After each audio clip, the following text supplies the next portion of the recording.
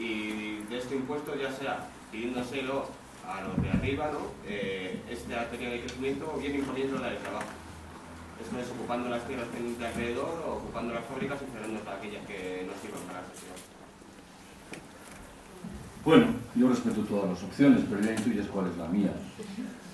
Vuelvo a algo que es un debate que está vivo en el movimiento del 15 de mayo.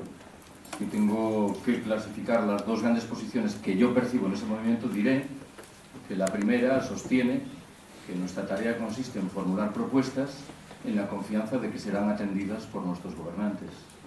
La segunda afirma que lo que tenemos que hacer es generar directamente espacios de autonomía en los cuales apliquemos reglas de juego diferentes de las que el sistema quiere imponernos. Claro, son dos horizontes muy distintos. No tengo ningún problema en reconocer que tienen un recorrido común interesante que asumir. Siempre que hablo de esto propongo el mismo ejemplo.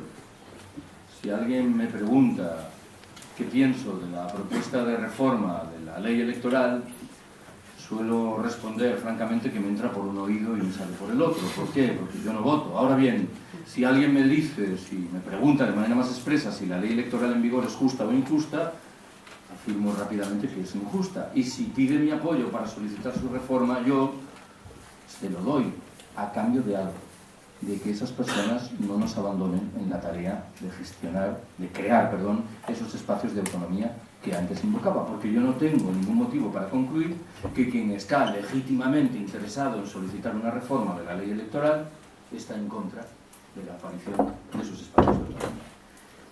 Acabo.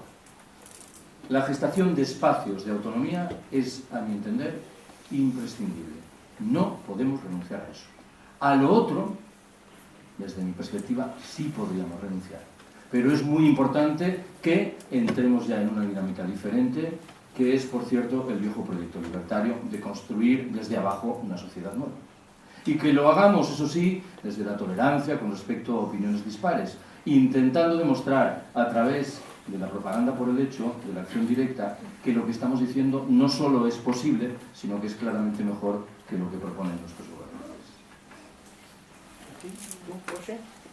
Usted nos ha explicado que las dos guerras mundiales anteriores precedieron a dos crisis también mundiales. ¿Quería esto decir que estamos abocados a una tercera guerra mundial? ¿Qué podemos hacer para evitar esto? ¿Y en qué puede influir el 15M también, un movimiento pacífico, para que esto no ocurra? Bueno, pues no es desdeñable. De todas maneras, alguien dirá que en realidad no tenemos por qué hablar de futuro. La mayoría de los habitantes de los países del sur legítimamente podrían decir que son víctimas de una guerra mundial desde mucho tiempo atrás. Ojo con el propio concepto de crisis. El concepto de crisis es un concepto nuestro, de las poblaciones del norte occidente, que se vincula con lo cíclico. Estamos ahora en un momento de recesión e intuimos que pasado mañana llegará otro de bonanza. Entonces hablamos de crisis para referirnos a las recesiones.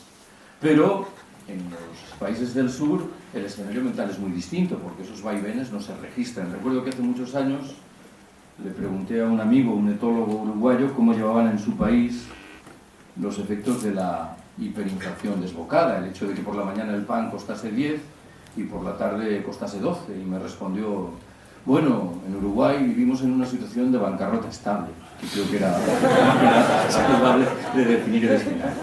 Por eso conviene que cuando hablamos de esto, de las guerras mundiales, nos pongamos un momento en el pellejo de los otros, porque probablemente, de manera legítima, dirían que ya son víctimas desde tiempo atrás de una guerra mundial. Ahora, mi pregunta está bien tirada. ¿Por qué? Porque ese proyecto de darwinismo social militarizado al que antes me refería puede sentir la tentación de recurrir a procedimientos manifiestamente abruptos para resolver los problemas demográficos y de escasez. Y eso implicaría el despliegue de fórmulas extremadamente violentas que probablemente resisten la etiqueta de una nueva guerra mundial. No sé lo que puede hacer el movimiento del 15 de mayo para frenar esto. Vayamos poquito a poquito, igual pasado mañana algo podremos hacer. Os anuncio que son las 7 de la tarde, se cierra el turno de palabra, 2 intervenciones más y con eso concluimos. Saldremos, se refrescará un poco la sala y continuaremos con la charla de Bierman. El encuentro. Sí. Yo le quería preguntar, se habla de volver un poquito al campo otra vez. Yo creo que hace ya muy tarde, volvamos al campo cuando se usan programas determinados, que hace poco un indio, y esto de todos los años, cuando es la India o Corea la que compra, que ha comprado una finca en Somalia, no, en Etiopía, que tiene 70 kilómetros por 40, además en una vez. Ya están todos campesinos, por lo menos, ya que vender, echando y sembrará lo que quiera y posiblemente tendrá los medios de esa finca de crear dificultades económicas en la comida, porque si siembra maíz o lo que, en fin, los hermanos estos de la moda italianos, en Argentina, la papa, tienen una finca que es horrible, a veces mucho, algún mineral de allí, de la zona, pues antes era fácil pasar de un sitio a otro, y ahora pues kilómetros por un lado y 6 kilómetros de otro lado, otros 6 kilómetros, llegan a un sitio determinado. Quiero decir que ya, yo creo que vamos a llegar tarde, y solo hablan cuando es Corea, que quiso comprar nada menos que Madagascar. Corea del Sur, menos mala que el pueblo se rebeló, pero parece que quiso comprar la isla completa, la compañía de coches. O sea que yo creo que vamos a llegar tarde a todos. Que vamos a llegar tarde a todo es una probabilidad objetiva, no lo negaré.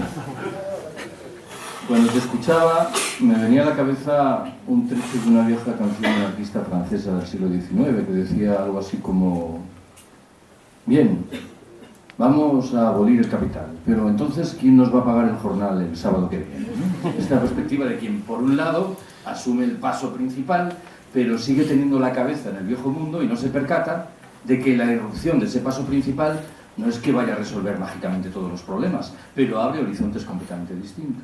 Claro, los ejemplos que propone son duros y obligan a la reflexión, pero cabe esperar que si en un periodo de tiempo más o menos breve alcanzamos aquel tipo de mayorías sociales que se invocaba por ahí detrás, podremos imponer determinadas reglas del juego distintas. En cualquier caso, me temo que aquí hay un proceso biológico que casi nos obliga a restaurar muchos de los elementos de esa vida local rural que hemos ido provocando que desapareciesen. Dicho sea de paso también, esta es una carencia básica del movimiento del 15 de mayo. No sé si habéis reflexionado sobre esto, pero el 15M es un movimiento cultural y socialmente urbano. A lo largo de los últimos meses he pasado por 3 experiencias de hablar del 15M en pueblos más o menos grandes: Baeza en Jaén, Toro en Zamora y Caspe en Zaragoza. Y en los 3 lugares encontré que había activistas del 15M que habían decidido, sin embargo, acudir a las asambleas de las capitales de provincia respectivas. Grave error, porque creo que buena parte de lo que nace del 15M tiene su refrendo principal en una restauración de elementos de vida autogestionaria en el mundo rural. Más aún, me temo que cuando en el mundo rural ha surgido el 15M, las más de las veces ha sido de la mano de lo que se ha dado a llamar con mayor o menor fortuna los neorurales, gentes que antes vivían en la ciudad y que se han trasladado a vivir al campo, algo que significa que los habitantes autóctonos no están claramente por la labor, no ven los problemas como los vemos por razones obvias los habitantes de las ciudades. Me parece de todas maneras que esta es una de las dimensiones centrales que está por detrás del proyecto del decrecimiento. No solo del proyecto del decrecimiento, de la crítica ecológica de la economía.